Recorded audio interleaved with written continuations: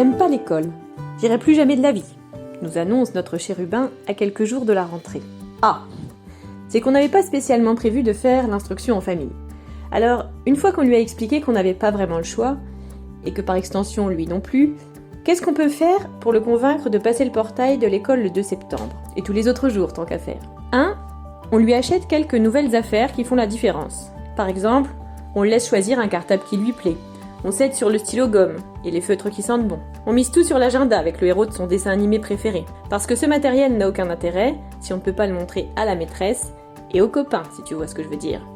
En parlant de copains, ceux-ci peuvent être un levier intéressant.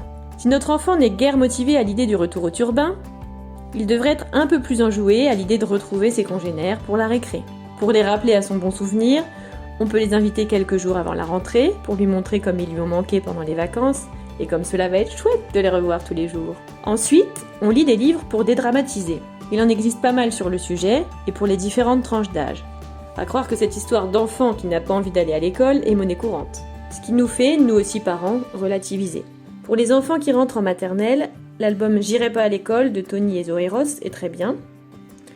Je veux pas aller à l'école de Stéphanie Bleck, super également. À partir du CP, il y a la petite BD Max n'aime pas l'école de la collection des Max et Lily. Un autre album qui est sympa également, Moi j'adore La maîtresse déteste, qui montre qu'à l'école, il y a aussi des choses que la maîtresse elle-même n'aime pas. Et à la suite de ces lectures, on essaie de discuter.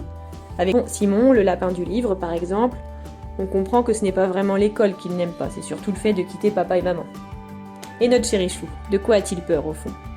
Nous en arrivons justement à mon dernier conseil, celui de creuser le sujet.